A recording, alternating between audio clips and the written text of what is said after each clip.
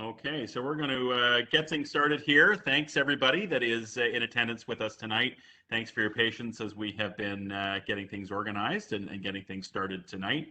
My name is Marcus O'Brien Fair. I am Councillor John Filion's Chief of Staff, and it is my pleasure to be moderating tonight's discussion on reopening amenities in Willowdale's large buildings. This conversation has come together over the last several weeks. We do a lot of work with some great partners in the community that run the Yonge Corridor Condominium Association. It's a group of volunteers in the community that come together to do work with many of our local condominium boards, advocate for their interests, and help share ideas on best practices. Obviously, the Willowdale community, our condominium corridor is a huge part of what makes up the landscape in Willowdale.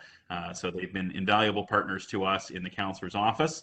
And when the idea came forward to host an information sharing session to discuss reopening amenities in buildings in the wake of the COVID-19 pandemic that hasn't quite yet passed us by. We're hoping so desperately that it will very soon.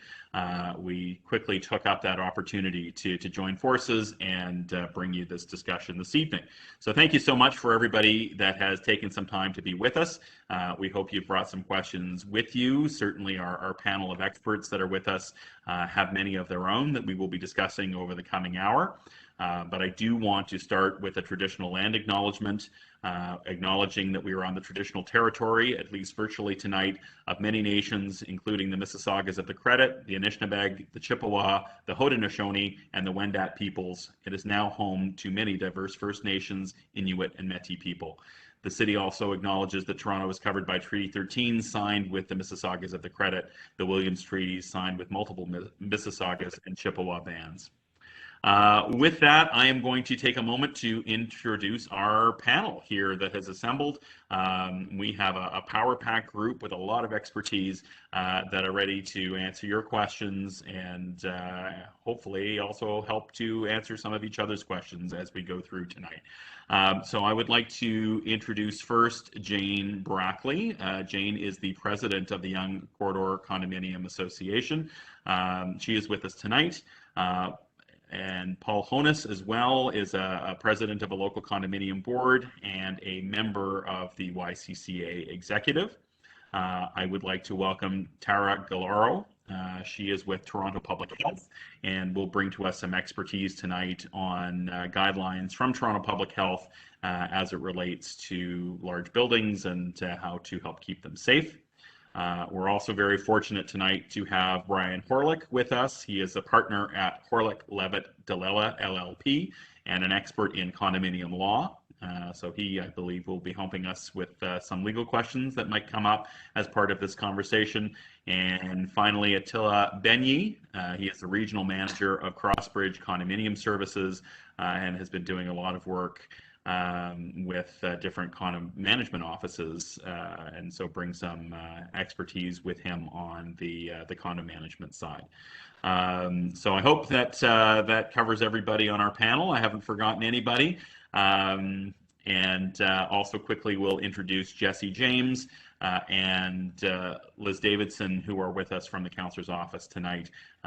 They will be helping me out on the back end, taking some of your questions as we go through the conversation. I have a few opening questions to throw out to our panel, so we're going to get started with that in just a moment. But of course, this is an opportunity for anybody joining us to ask questions that you might have as well. So I invite you to use the Q&A box that you will see on the right-hand side of your screen. If you want to click on the Q&A, feel free to type in a question. Jesse and Liz will be helping to monitor those, and we will be flipping back and forth between questions from our panel as well as questions from you in the audience tonight. So if you have any burning questions about how to reopen your building safely or amenities in your building safely, great opportunity to do that. So feel free to start using the Q&A box at any time, and we will get started. Just before I ask my first question, Jesse, is there any other housekeeping information that I have forgotten at this point? You've done a great job. Okay, thank you for that. Just want to make sure I'm not missing anything on the agenda. And here we go. I am going to start out with a question for Tara from Toronto Public Health. And just maybe, Tara, you could get us started with, giving us some insight on what public health measures are being recommended at this point to ensure common amenities are safe for residents in condos and other multi-residential buildings. Of course. Thanks, Marcus, and thanks for inviting me to this event this evening. It probably will come as no surprise that the public health measures that we should be following and practicing are the same that we have been doing for the last 18 months. So while the numbers, at least last week, were quite low, this week they seem to be increasing a little bit. Those public health measures like physical distancing, staying 2 meters away from the people that you don't live with, wearing a mask in indoor public spaces or in the common areas of your building, staying home if you're sick. If you have symptoms of COVID-19, go get a test, but otherwise try and stay in your unit as much as possible. Proper ventilation. We've learned over the course of this pandemic that ventilation is key. So you as a property manager, that would be a key thing that you should be ensuring. The HVAC systems are well maintained and trying to bring in extra air from outside, reducing or avoiding the recirculating of air. And of course, all of us can practice good hand hygiene. So all of those things that we have been doing over the last year and a half or longer, those will keep staying true as we're still trying to battle through this pandemic. So keep doing that. Nothing has really changed in those instances. If you do need more information about all of those, because I just listed off 5 of them really quickly, the City of Toronto website has a ton of information about each of those, about COVID in general, and there's also a COVID-19 guidance document specifically for commercial and residential buildings. And I believe that Jesse has sent that to all of those attending in advance of this event. So I highly encourage you to take a look at that guidance document. I believe he has the link directly there, but also just take a look through the website because there's a lot of great information. And I think we're used to a lot of those public health measures, but of course, a refresher is not always a bad thing. All right, Tara, thank you for that. I'm noticing as we're chatting here that we've got a few new participants that are coming online. So I want to say a quick word of welcome again to everybody that's joining us tonight for this discussion on reopening amenities in large buildings in the Willowdale area. That's been joint hosted by Councillor John Filion and the YCCA, the Yonge Corridor Condominium Association. With us on the panel tonight is Jane Brackley, President of the YCCA, and Paul Honus, also a YCCA board member, Tara Galoro with Toronto Public Health, Brian Horlick, partner with Horlick, Levitt and Delela LLP, as well as Attila Benyi with Crossbridge Condominium Services. So we've got a great group tonight. I am Marcus O'Brien Fair. I am moderating the panel tonight as the Councillor's Chief of Staff. And we are going to continue through some of our questions, but invite you as well as a participant to type any questions that you might have for our panel into the Q&A box that you'll find on the right-hand side of your screen. Next question I am going to queue up is for Brian. We've had a lot of questions coming in about what condominium corporations can do to enact policies that may be stricter than Step 3 COVID-19 reopening guidelines for Ontario condominiums. So if a condominium, for example, wanted to keep amenities closed, can they do that? And if so, how would they do that? Well, Marcus, thanks a lot, first of all, for inviting me. Things certainly come around in life because when I moved into Willowdale in, I guess it was 1990, one of the first people I bumped into was this young guy called John Filion. And he had, I guess, long blonde hair at the time. I hope it's still blonde. So here we are. There was a case, a decided case, condominium case. It's the Fraser case. And the judge said that despite what the provincial guidelines may be, condo corporations have the ability to enact reasonable policies that are stricter than the provincial guidelines. So in the Fraser case, that came out when there was a lifting of residential construction so that you were able to move forward with construction and renovation of condominium units. The Condo Corporation had passed a specific policy saying that they were not going to allow renovations to the residential units. And owner said, you know, basically, I'm not interested, Condo Corp, in what you say. I'm moving forward with my renovations. And this went to court, and the judge made a order that the owner could not move forward with the renovations in light of the policy, keeping in mind that the judge was of the view that when you enact an emergency policy, which may be stricter than the provincial guidelines, that policy has to be reasonable, and reasonable in time and reasonable in place. So for example, if you have a condominium corporation, if you have a lot of perhaps senior people, at-risk people, that adds to the reasonableness of your emergency policy. So you can do that. There is no obligation today on opening your amenities. You do not have to if it's a health issue or even a financial issue. You are not mandated to do so. Okay, thank you very much for that. Up next, I'm going to throw things over to Jane. Jane, earlier you had raised the question just about the changing guidelines, how often they are changing, sometimes without a lot of advance notice. Have you had any success finding resources where you as a condo board member can go to get clarification on those regulations and guidelines? How are you handling that? Sorry, I was muted. Yeah. Yeah, so that is an ongoing source of frustration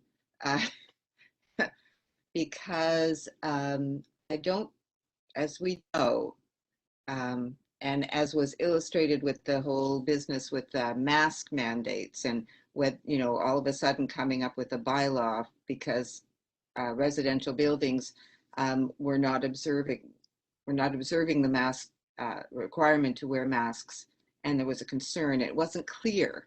So condominiums and rental buildings as well, large rental buildings, I don't think they are top of mind in the development of the regulations or the Toronto guidelines even, although Toronto has done more in terms of giving specifics. So I think when they were developing the regulations, they're thinking about retail, they're thinking about manufacturing plants and things like that. And when you're looking for it, it's been an ongoing struggle to try and get clarification. And many of times, I think that boards have had to sort of make up their own, arrive at their own solutions within reason. Consulting lawyers, consulting their legal counsel for sure before they put things in place, and scanning the various sources of information and establishing which ones are credible. So the Toronto website has pretty good information that they update fairly regularly. The provincial website, Public Health Ontario, there are a couple of sources that you can go to on a fairly regular basis, but you do have to keep checking because things do change, and sometimes without notice. So I'm gonna sort of dwell on this question for just a moment and take advantage of our panel of experts from a public health perspective, from a legal perspective, from a just general condo management perspective. Tara, why don't I start with you? Would you have any other thoughts or advice on where condo boards or property managers should be looking for the latest information from a public health guidance perspective?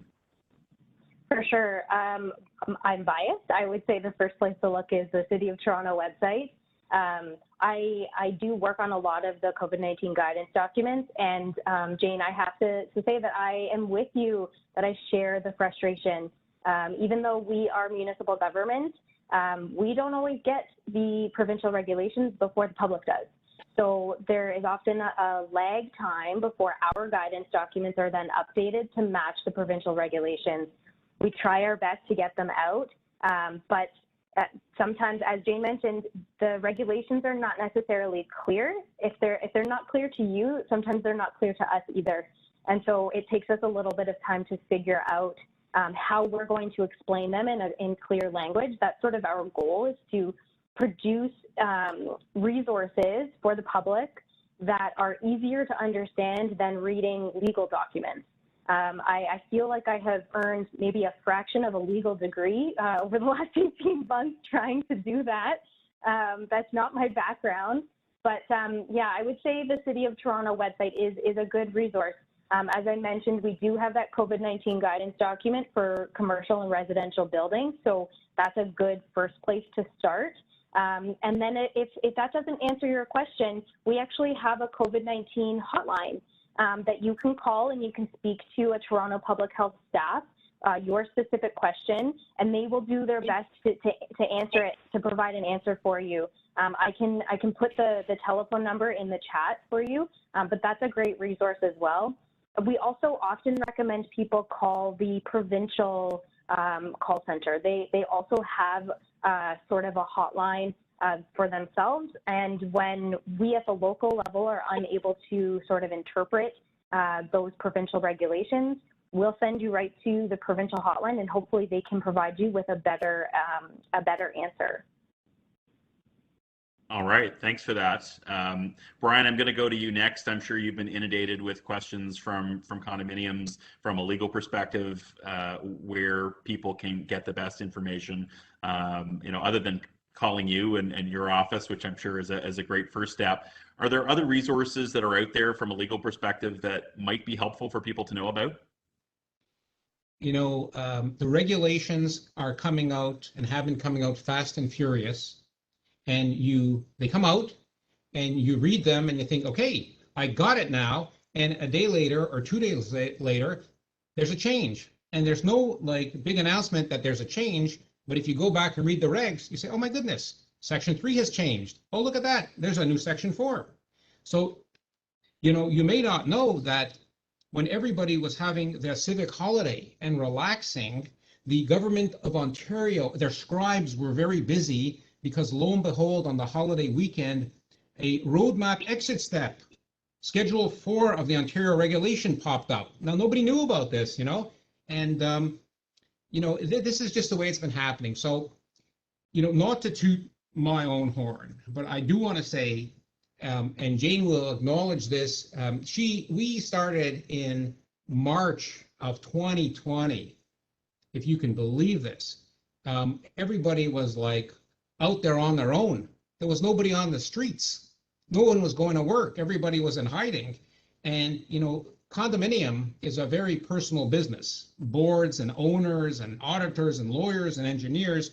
And we started doing what we call an AMA, an Ask Me Anything. And we've been doing this every week, now every second week, Wednesdays at 12 noon. And every single person can log in and ask a question, and it's all up to date.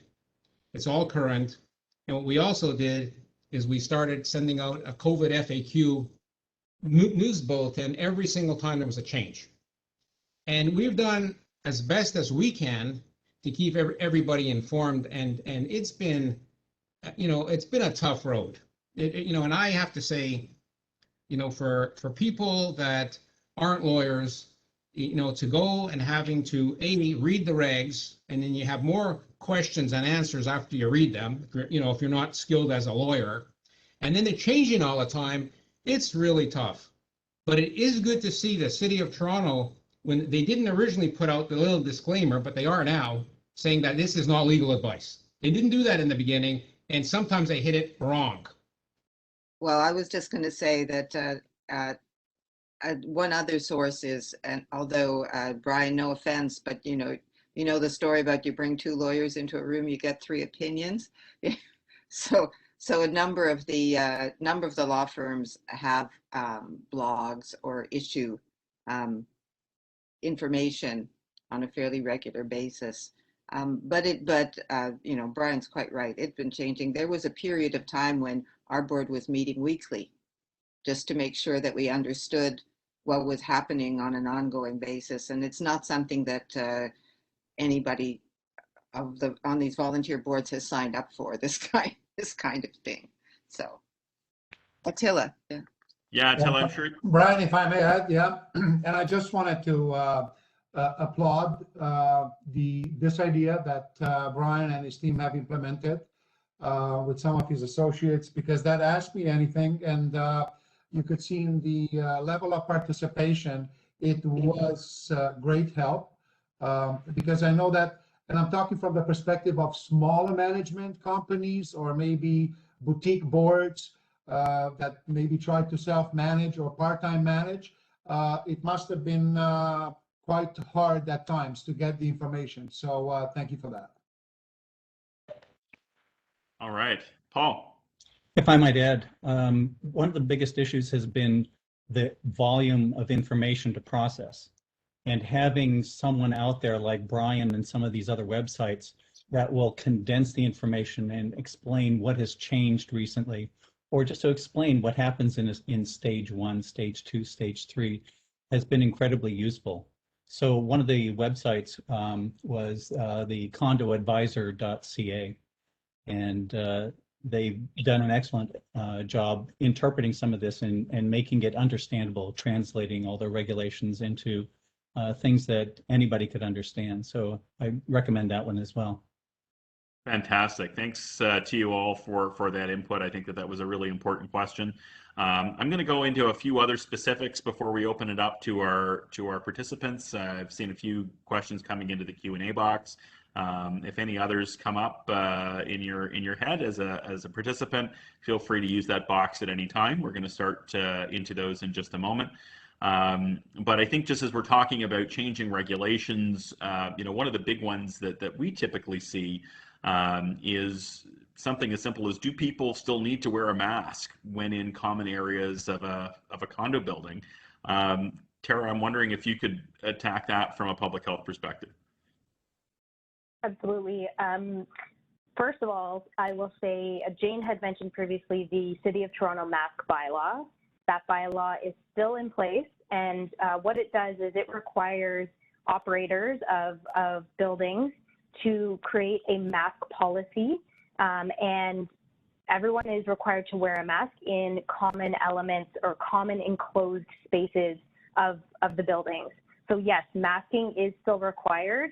I would say it's one of the top public health measures for preventing the spread of COVID-19. So I think I don't have a crystal ball, but I think that masking will be around for a little bit longer. And it truly is one of the key public health measures to prevent the spread from you spreading COVID-19 to another person, whether you know you have it or you are unsure. It's definitely a requirement right now, and I believe that bylaw will be reevaluated at the next City Council meeting, which is coming up in September, October. But yes, right now it is still required. Okay, terrific. Thanks for that. And I guess sort of in a similar vein, there may be some questions about why condominium corporations haven't yet opened some or all of their amenities. Attila, do you have any thoughts on how to manage expectations among different groups of residents, some that may be expecting already everything to be open, others that aren't? What is the best advice for condo managers and boards in dealing with those sorts of discrepancies? I would have to agree that the approach of most of the condo boards and management teams was the prudent opening and gradual opening of the facilities. And we have to take into consideration that not all corporations are alike. Some of them have great financial and staffing resources, and some of them, particularly like the low rise, the 5 to 6 floors, may not afford the same to implement the cleaning of the facilities as required previously, when it was the thought of you got to do it after each user, and that will add a burden to the corporation's operating budget. So I do believe that the way most corporations have proceeded, it was the prudent approach. Okay, another big question, and I'm going to throw this one in, and then we'll move over to our Q&A box. So Jesse, I'm going to put you on notice that I'm coming to you in a moment.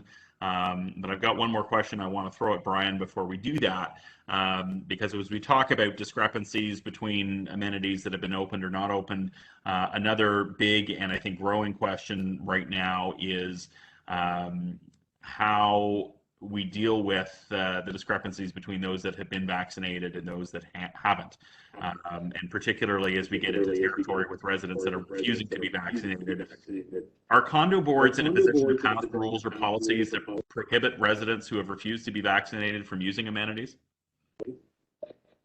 Marcus, I think I'm going to go and hide now. You know, this is the question in the world, and some might say the condominium community is part of that. Condos are part of the world, so they're no different. It's a raging question. You have today, health authorities are saying that, you know, having the 2 vaccines will significantly assist the situation.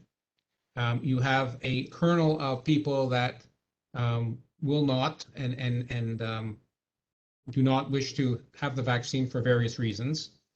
And so now you have in a condominium high-rise, people living in close proximity. And, you know, some people are saying, I do not wish to use the gym or the indoor pool if there are people that are using those facilities that are not vaccinated. So, you know, we had discussed the issue of COVID certificates. And what we see as things change immediately and urgently, that the federal government had announced yesterday that they're going to be coming out with something called the COVID passport. The COVID passport is to be used to travel outside of Canada, and it is to be recognized by other countries. Now, what I foresee happening is in condos and as well as other like workplaces, etc. There's not going to be a need now for a COVID certificate. What I think is going to happen is people are going to say, well, I want to see your COVID passport. And so in the world of condominiums, I think what you're going to see is policies put in place, for, let's call it the general, for swimming in the indoor pool by everyone, and a special time for swimming with people who have their COVID vaccines. That's what you're going to see. And you're going to see the same thing with the gyms. So keep in mind that if you're going the way of a COVID certificate or of a COVID passport, you need to keep certain things in mind. And one is human rights, because there are people that, you know, physically cannot take the vaccine. They could be allergic to it. They could have other health issues. And so you need to accommodate those people as well. So, and other people who have had COVID and have built up immunities. So it's a very difficult question, but unfortunately, I see, in my opinion, that this is the way we're going in the world, that we are there. We are there. If you look in Europe, if you look at the European Union, if you look at, you know, the state of Israel, if you look at France, if you look at all of these countries, they're now introducing either COVID passports or special, you know, COVID certificates to go to bars, etc. Quebec is doing it. If you want to go to a bar, if you want to go into a social setting, if in Winnipeg, if you want to go to the football game, you'll need a certificate. I'm sorry to say it, but that's where we're going. So I think, I mean, thus far in Ontario anyway, there has been a lack of clear direction on that. We've heard it from the Prime Minister that these passports would be coming down, and that the Premier has indicated that businesses could use them if they. Sorry, Brian, I'm just going to get you to mute for a second there. Thank you. Thanks, Jane. So I just want to be clear, the Premier has indicated that businesses can use the federal vaccine passports earlier today. Are we clear that the condominium boards would have that legal capability of bringing in those sorts of regulations, reflecting and keeping in mind the accommodations that you referenced? I believe that a condominium corporation would be able to put in place a reasonable policy setting that out.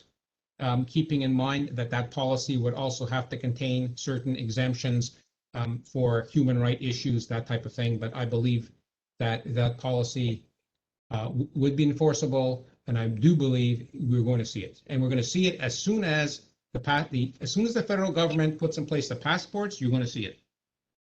So Jane, Paul, what are you hearing on the ground in terms of your board members and other residents in your building?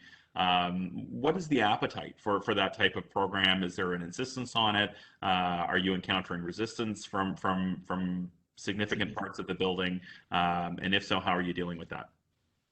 So this is starting at it's with the opening of the amenities. Obviously, this is becoming more to the fore. It wasn't so much before because we had social distancing and masking and all of that. But now, with the opening of facilities, the question is coming to the fore. So we're starting to hear rumblings. I think there's going to be differences of opinion, but you know, I mean, we're actually dealing with it now.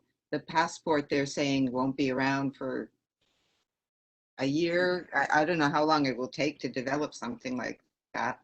But it's going to take some time, and we're actually dealing with that right now. So what we're doing now is we're limiting use. We're allowing time for air exchange in our facilities before the next user can come in.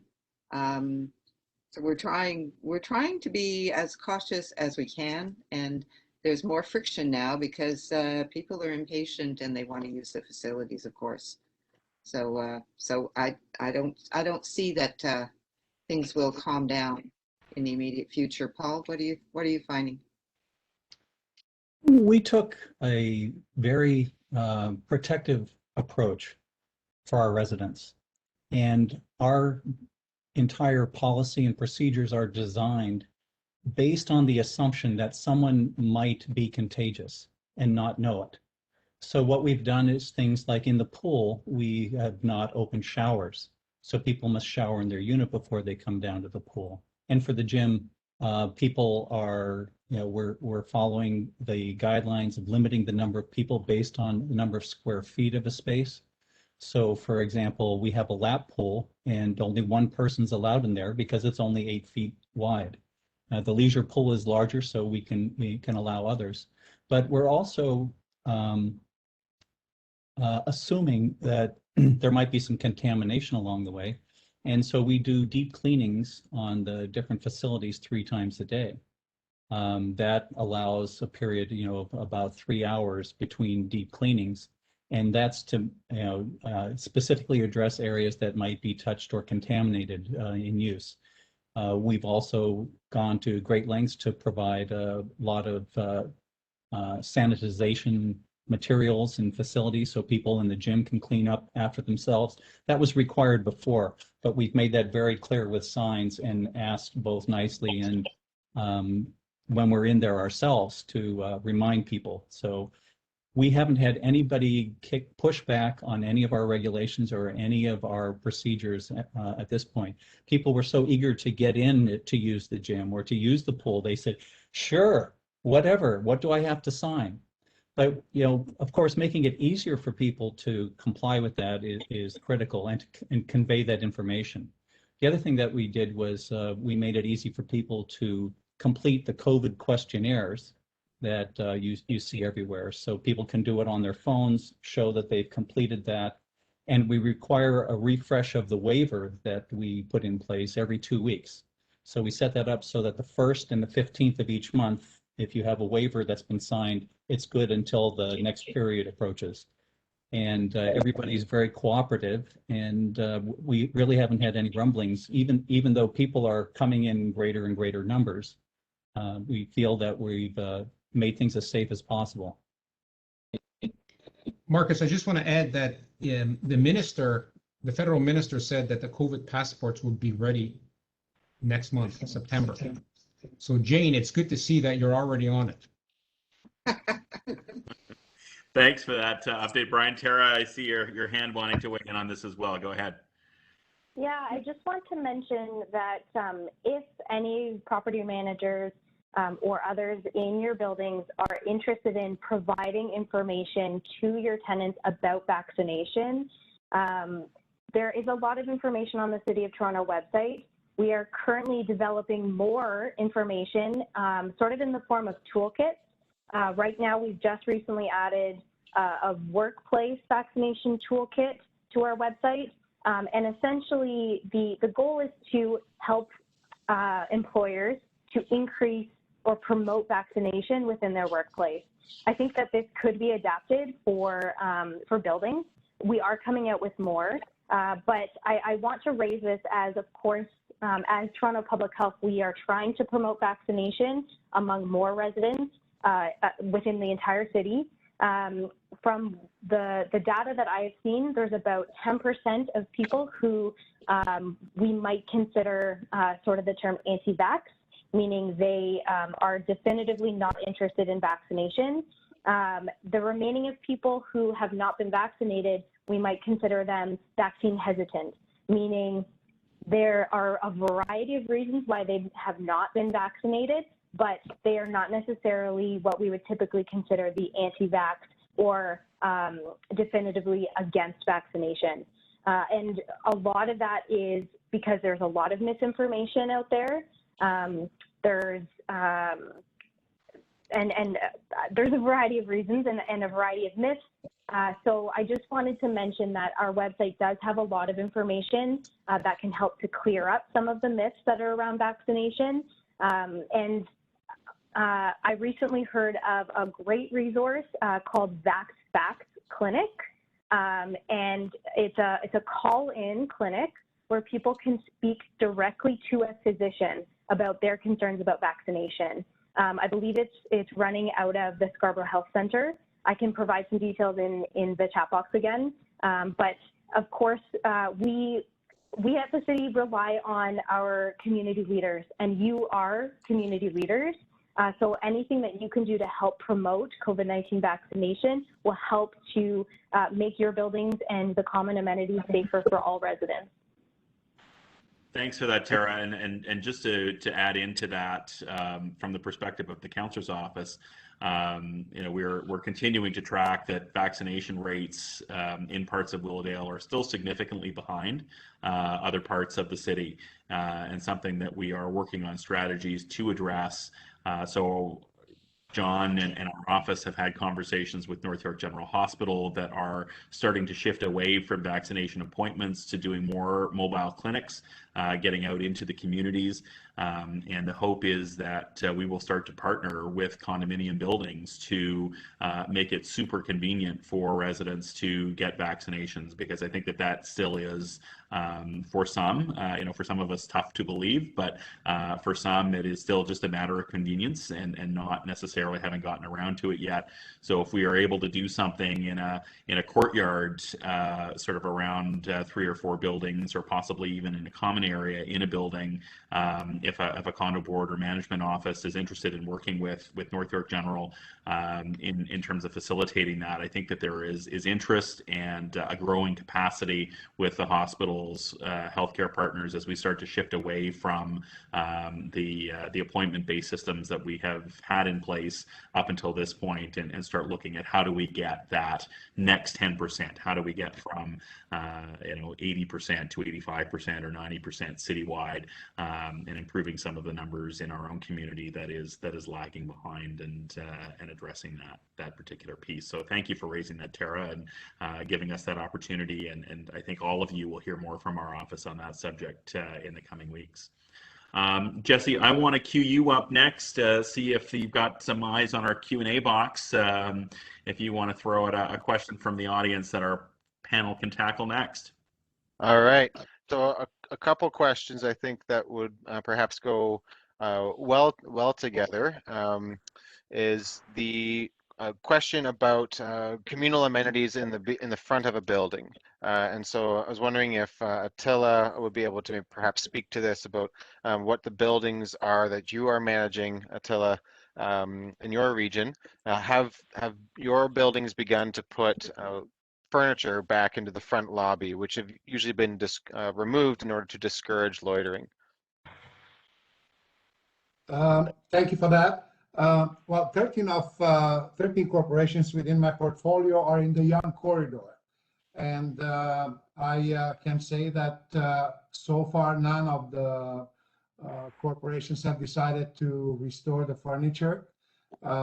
Most of them have removed the furniture, and some of them have cautioned them off. Caution them meaning like use caution tape to cordon off the area.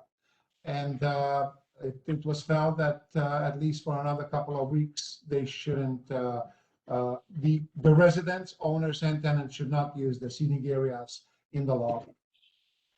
And some of the corporations, as you know, will have kind of like amenities on the second floor. They are also status quo, and nothing has been restored as of now. I do welcome Jane and Paul's input to what they see at their individual corporations. We restored the access to, there's only 4 large chairs in our lobby, and they're not used a great deal, but we have cleaning staff that comes through every other hour and cleans those. So we have made the lobby available to visitors who are sitting. Sometimes, mostly it's being used by real estate agents who are waiting to bring their people in. So we had opened up for real estate showings as well. So our multi-purpose room and our party rooms are still closed. We're still wrestling with how we manage things like social distancing in those settings, and what's our responsibility in terms of monitoring those sorts of things that take place on our property. And we have not restored the furniture to the lobby, although we do have a bench there for people who are waiting for Wheel-Trans or other things like that. So. All right, Jesse, do you have another question from the Q&A that we can tackle? Yeah, there's one. Well, there's quite a few, but this one might require a few different voices to provide input. This question was asked by JP. Can we mandate staff on site to be masked or vaccinated? What if they have medical reasons that they should not have a vaccine or a doctor note on file? That sounds like a question for Brian.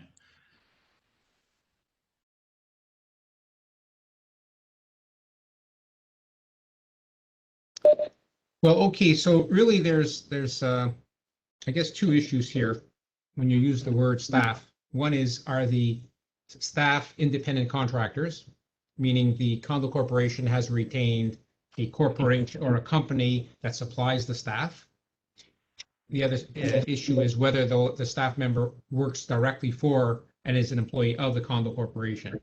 So if the staff member is an employee of the corporation, you can make a policy that that the staff will now have to be required to have their 2 vaccines. Now, keep in mind that if someone says, well, I'm not telling you whether I have my vaccines or not, or I'm not getting them, you have the ability to terminate someone's employment. However, you would need to pay them notice. You would have to give them payment in lieu of notice. That to me is what's going to happen. If the staff member is working for the contractor, in other words, the condo has retained ABC Cleaning Company and they supply the staff, then that's going to have to be a requirement of the condo to ABC Cleaning, to the contractor. The contractor is going to have to ensure that whoever's coming on is going to have the double vaccines. And, you know, again, I think what we have to do is we need to keep in mind as well, you know, there are people that would be unable to have the vaccines. Now, you know, in that situation, you know, maybe you'll say, well, we're not going to have the vaccines, but you're going to have to, you know, be tested and have the rapid COVID test or some other type of accommodation. It's, you know, this is all new. All right. Till, is there anything in addition that you might add to that, how you're tackling this from your end? Sorry, there was an Like, echo. get you back on mute. What was the question? I was just asking Attila, from the perspective of a condominium management company, you know, are there any steps that you're taking as an organization, or how are you dealing with some of those questions? I wanted to answer first the first part about the mask wearing. I think that's a no-brainer. The cleaning staff or the concierge, no different than the site manager or site administrator, superintendent, whenever they are in the common areas, they should be wearing a mask. Now, if the manager, for example, it's in the office and with the door closed, sorry, you don't have to wear a mask. But whenever out on the common areas, you should be wearing a mask at all times. Now, as far as the requirement for the vaccination, we are just following now the legal counsel recommendations, and I'm sure that most boards will follow those steps. That depending on the whether it's a concierge or whether it's the cleaner, you will deal with the cleaning company or with the concierge security, just the same as the boards will deal with the management company if they instill that policy that you know, the staff, whether on contract or direct employees of the corporation, should be double vaccinated. Because as Brian alluded to it, you're talking about health and safety and employment standards. So it's not as simple, you know, it's complex. Yeah, of course. Paul, go ahead. Yes, in addition to the requirement of masks for any of staff at the building, we also maintain a daily log for contact tracing. So if for any reason a member of the staff cannot maintain the 6-foot distance for anything more than the 10-minute period that was recommended, then they're required to log any sort of incident in that daily log. All right, thanks for that addition. Jesse, do you want to queue up the next question for us? Sure. So this is a question perhaps that could be answered by Tara, and then any kind of input provided by those who are living in the condos. Since COVID spreads via aerosol, do we know how long it hangs in the air? I'm wondering if there could be an implication for how much time we should have lapsed between for air exchange between reservations for an amenity. For example, 15 minutes, 1 hour, 3 hours. Paul, you have responded to this, but I think it would be great to respond first from Tara. Sure.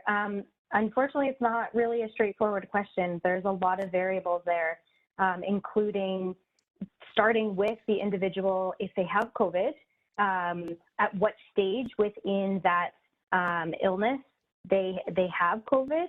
Depends on how much COVID is actually in their system and sort of coming out through the aerosols. Another factor is the ventilation of the room while they're in it.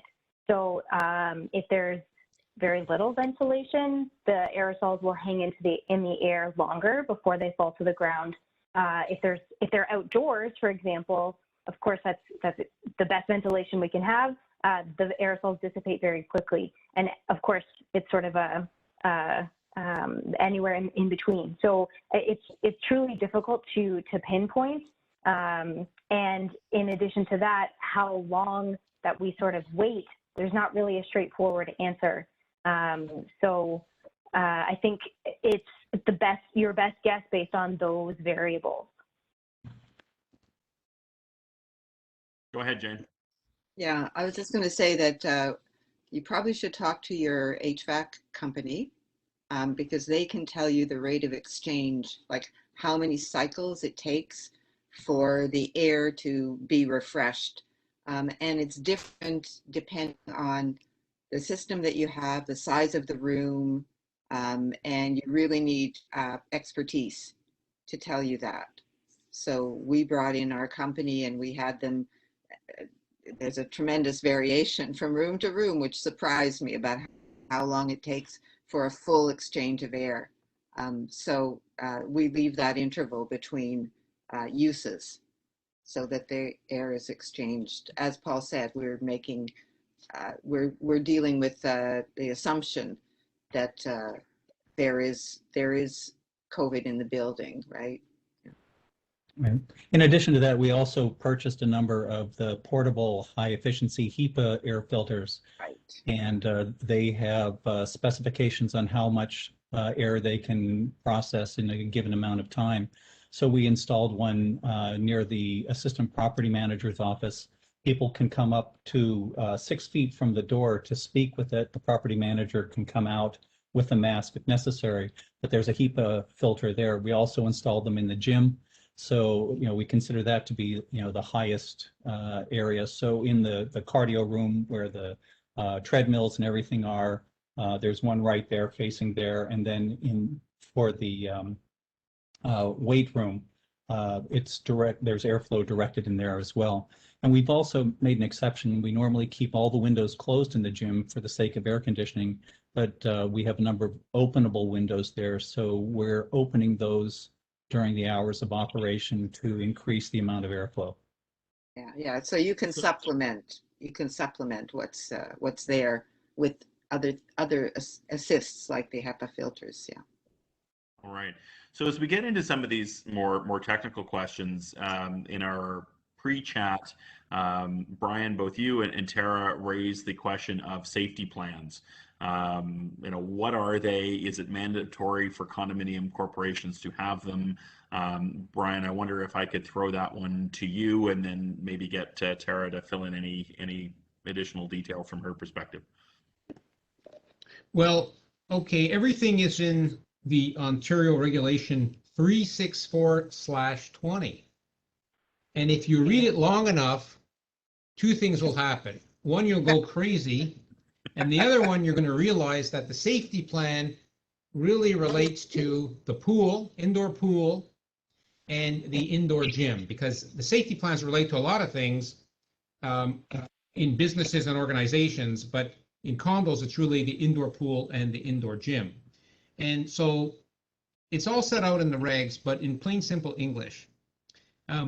It's a document that has to be posted in a conspicuous place, a place where everybody can see.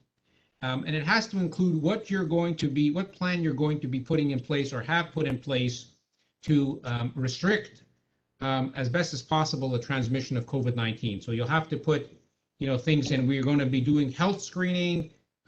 We are doing physical distance, minimum 2 meters. You must wear a face mask. We have to be cleaning the common areas and how and when that's going to be done. Contact tracing. All of these things, preventing the crowding in the areas by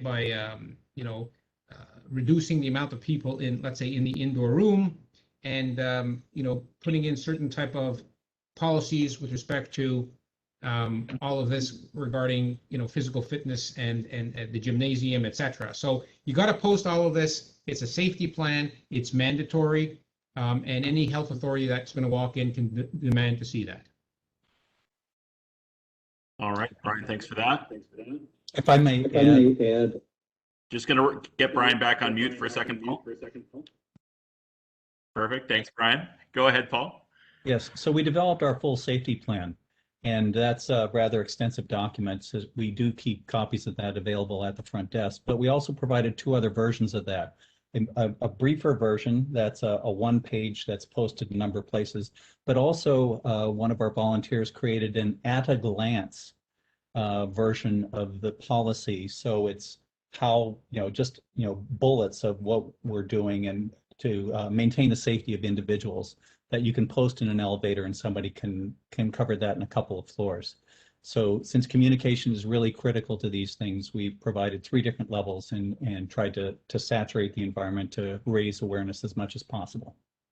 All right. Tara, are there any details on this that we're missing from your perspective of public health? Well, I'll just make everyone aware that there are some resources available to help you make that safety plan. When you just read the provincial regulations, it might seem a little bit daunting. particularly because they're essentially asking you to explain all the details on how you are going to implement each of these measures that Brian had mentioned, including the who, what, why, where, and when. So it's a significant task for sure. And at the beginning, the province did not provide a whole lot of direction. And so we as the city stepped in and created a safety plan checklist to sort of fill in the gaps and help you along with creating that safety plan. Since the province has created some additional resources, but I can share the link to the City of Toronto safety plan checklist. I find it fairly easy to use. Essentially, it maps out each of those public health measures that Brian mentioned and includes some key steps that you might consider to in preparing yourself for creating that safety plan. And we do have it as a fillable PDF document, meaning that you can actually check mark right on the computer or fill in some extra steps that you are required to do. So I just want you to be aware of that resource because I think it truly is helpful for something that is, one, very important, and two, more of a significant task to actually complete if you don't have something to start with. All right, thank you, Tara. I wanted to, one more big theme as we talk about the safety plans. I'm guessing that most of your residents are going to be very supportive of all of these steps that you were taking and all of the work that you were doing trying to navigate the regulations that we've been talking about. Are there situations, and I may start with Jane and Paul, where you're encountering residents that are not on board with the efforts that you're building is trying to implement to keep everybody safe? And how are you addressing those situations? Do you have any advice? Well, I'm happy to say that the vast majority of our residents have been very understanding and cooperative. The area that we've received the most pushback on is the fact that we restricted the hours of opening to coincide with the hours of our cleaning staff. Rather than purchasing additional cleaning staff, we end up closing our facilities at 6 p.m. So we're open from 9 a.m. to 6 p.m. That allows deep cleaning in the morning and then 2 others throughout the day. So that leads, and since our cleaning staff is not full-time on the weekend, we're only open until 2 p.m. So there are a lot of people that are working full-time and have been pushing back on that. So that's really the only issue that we've had, and we're still trying to acquire some additional staff to open that up on the weekends and in the evenings for a longer time period. Jane, any pushback in your building? How have you been handling it? So we've put a lot of emphasis on communication and trying to be pretty open with all of our residents about the kinds of issues that as a board we have to navigate. And so the kinds of things that Paul was talking about. So we have to balance off the finances of the corporation against what we'd like, what everybody would like to have available, and balance off the safety of not just the residents, but we're a workplace. And so there's workplace safety issues as well that we have to, so we can't just sort of merely send cleaning staff into situations that might be unsafe. We have to consider their safety as well. So I have to agree. Well, in terms of, we've had sort of town hall type things like this with our residents, where they can ask questions, where we try and communicate our thinking and where we are, the current status at any given moment, which might change. We also send out weekly updates to sort of let people know what's been going on, what's in our mind, and what's on the horizon. So that's I think been very positive, and most people are very supportive, and most people have come out and expressed support for the very cautious approach that we are taking. That said, there are some that don't. There's we take the time, and our property manager spends a fair bit of time explaining the rationale for what we're doing to some of those individuals, and some of them just are not. It's a small minority, and we just have to live with it, I guess. All right. That's where we are. Attila, what are your experiences coming from property managers? Any advice that you're giving them in terms of how to deal with pushback or difficult situations resulting from this? I really have nothing to add to what Paul and Jane, because they explained it so well.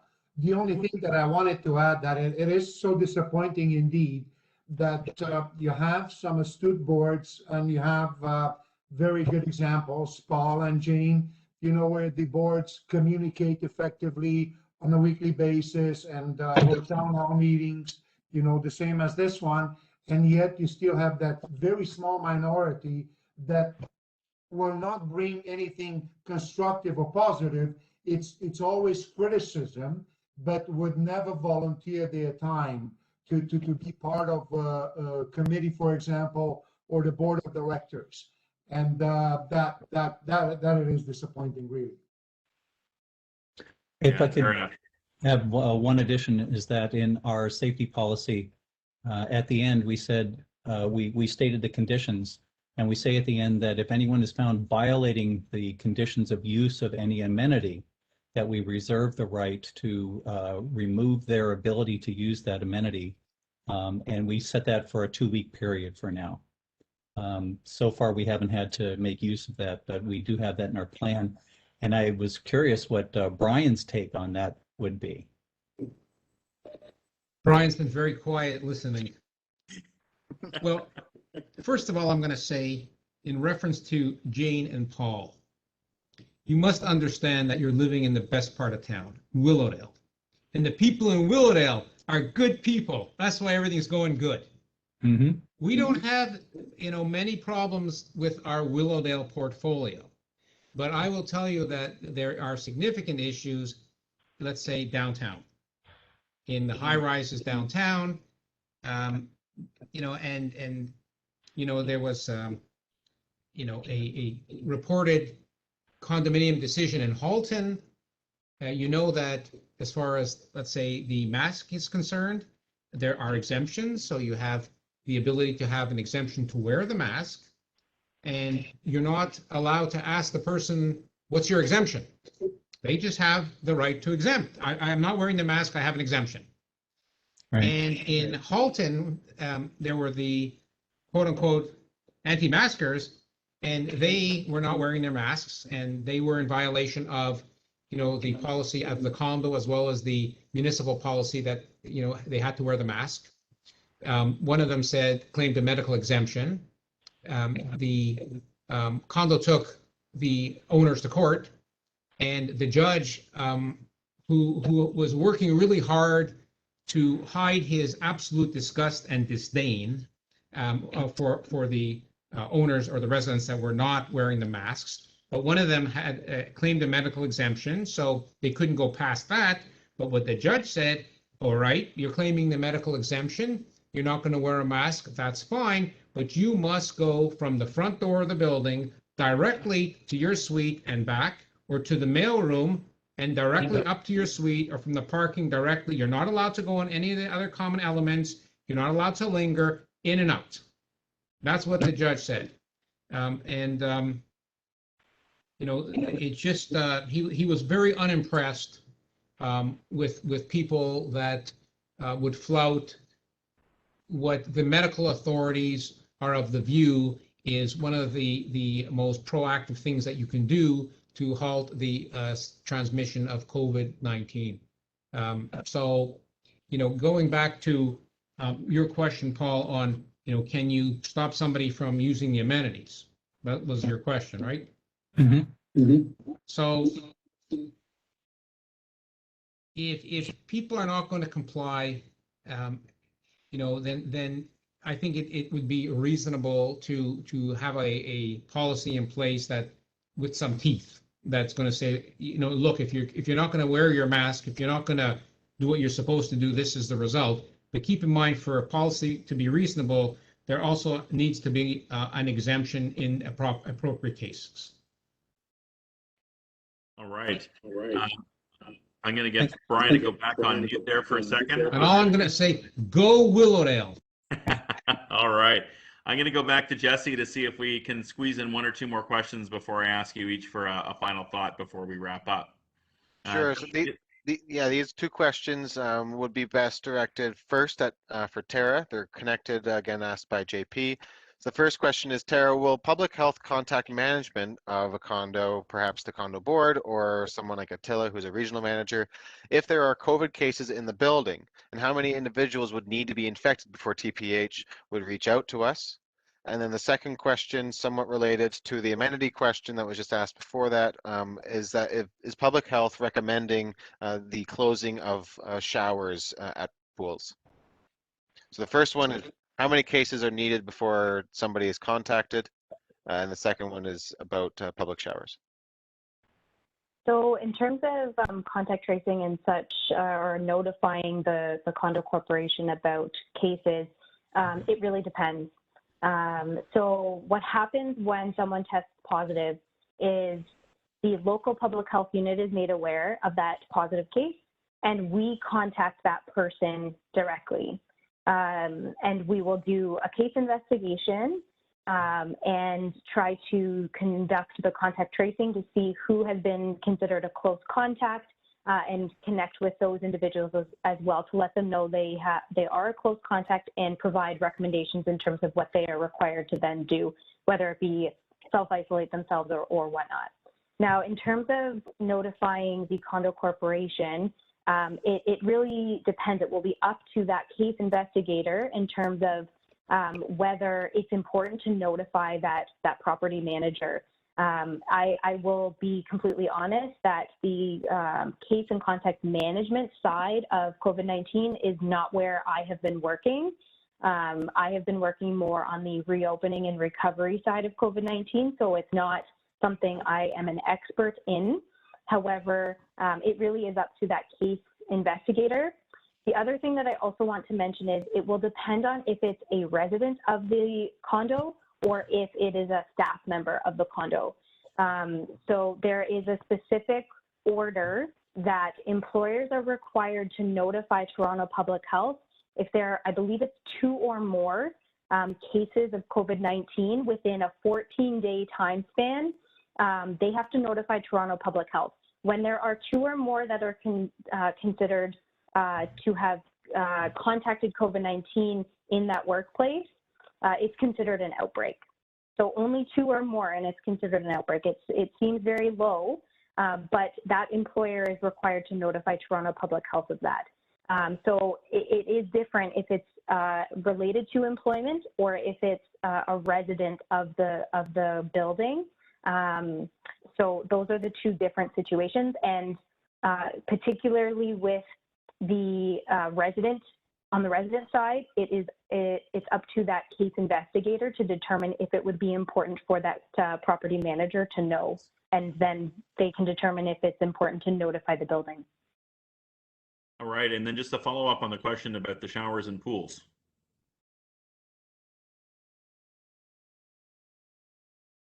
Can you repeat? The regulations allow it. Can you repeat the question? Is closing the showers something that public health recommends? Thank you. So Brian mentioned the regulations allow it.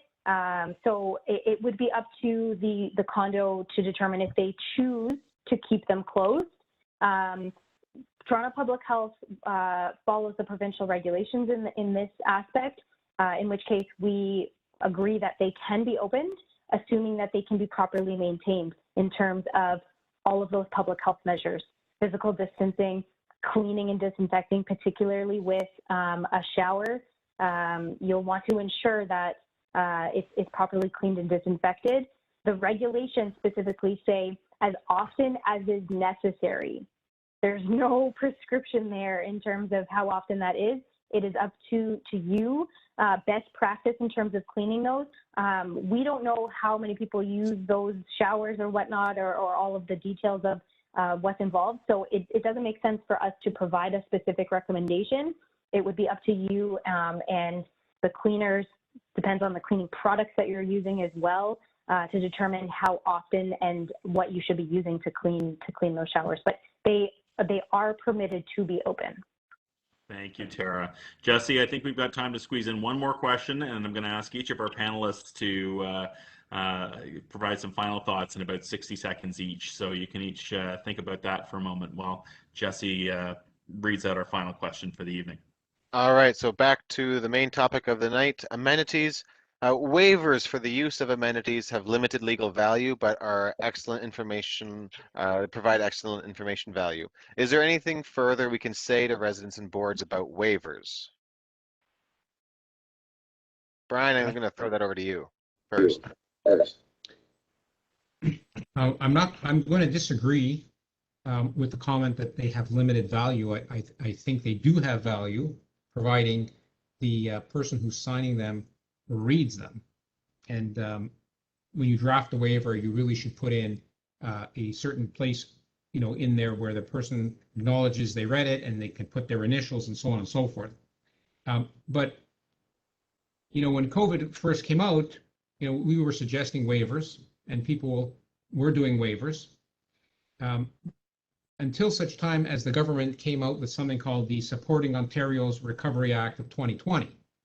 And that's a piece of legislation that basically says you're not allowed to bring forward a claim or an action against anybody for on the basis that you got COVID or that you were exposed to COVID if the people in charge, i.e. the manager, the board, etc., did everything in good faith to adhere to, as best as possible, public guidance from the public health authorities and the municipal and federal and provincial governments. And you're not going to be able to make a claim unless there's gross negligence. So that sort of did away with the waivers, because you have a piece of legislation that will not allow a claim to move forward. All right. I think that's going to wrap us up for the Q&A, but if there are any final words of advice or thoughts that any of you have to wrap us up this evening, wanted to close out with an opportunity for each of you. Paul, I'm going to go to you first. Any final words of wisdom for us tonight? Yes. After the board working with our with great gratitude to our property management, we worked hand in hand. We spent hours and hours and hours working on this stuff. But one of the things that I found to be the most helpful was some of the technology solutions to deal with this. And very simply, there's something that's called Guest Log, which allows you to complete a COVID screening. And the website is free. It's a Toronto-based company. It's a small company. And they're very responsive and cooperative.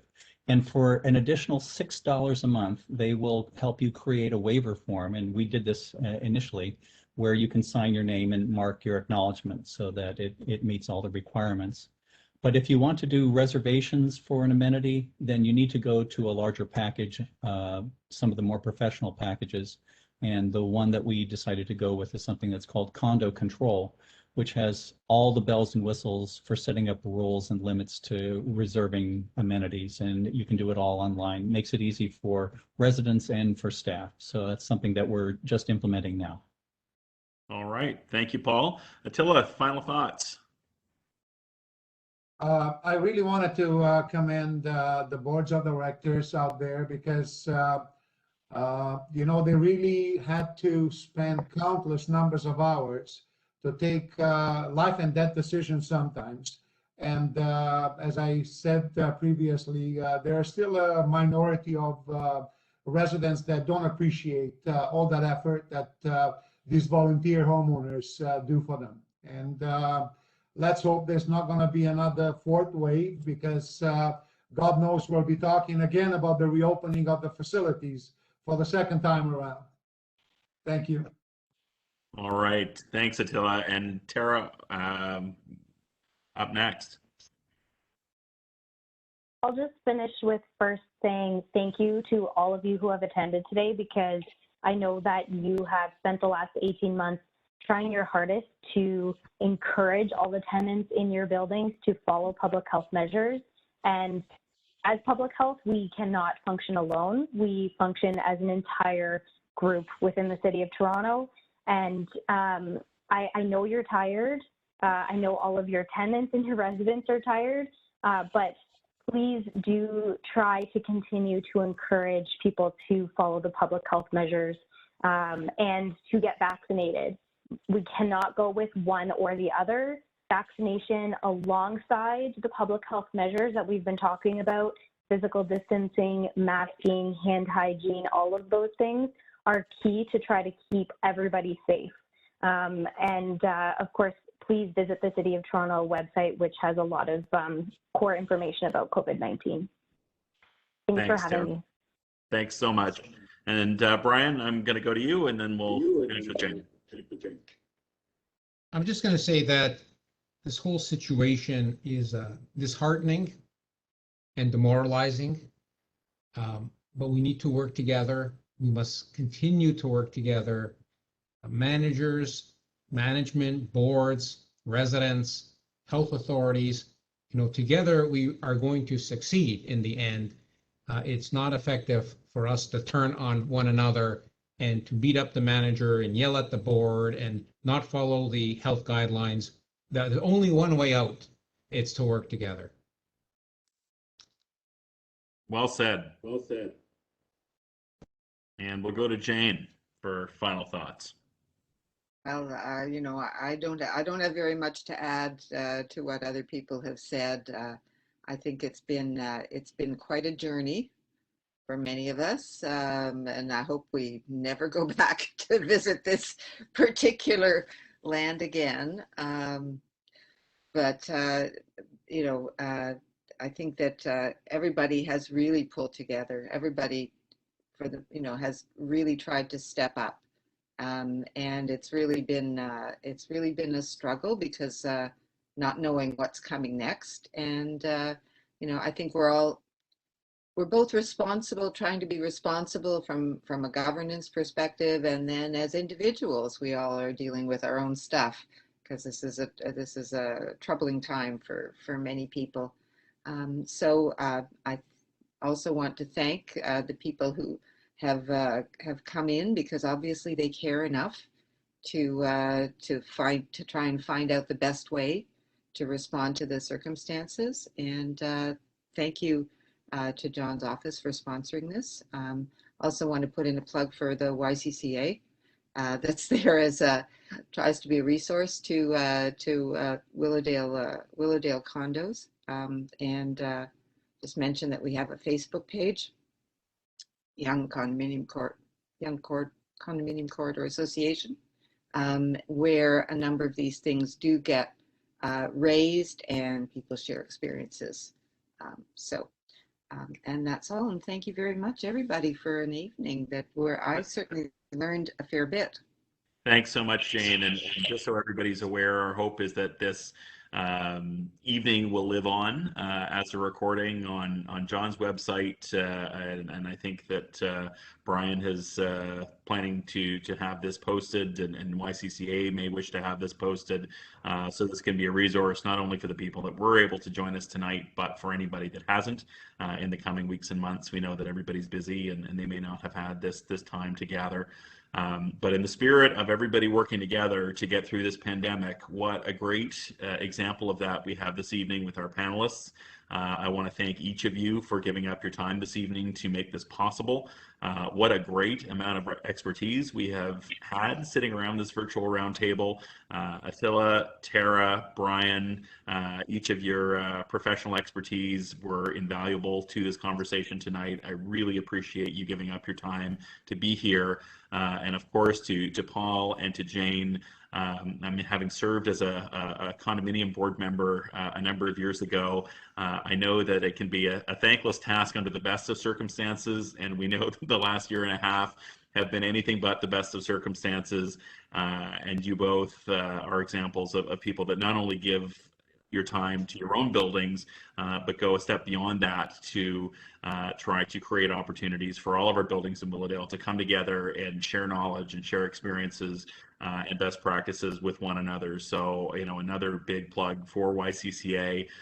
They are a great resource for us in the councillor's office as well. We appreciate your time and your input on all of these issues and for making stuff like this possible. So, final thanks to all of you, and a final thanks to all of our participants tonight. We're really glad you were able to join us. I hope you found this conversation helpful, and hopefully we'll have many more of these in the months to come. Thanks, everybody, and have a great evening. Good night. Thanks for hosting us, Marcus. Thank you. Bye.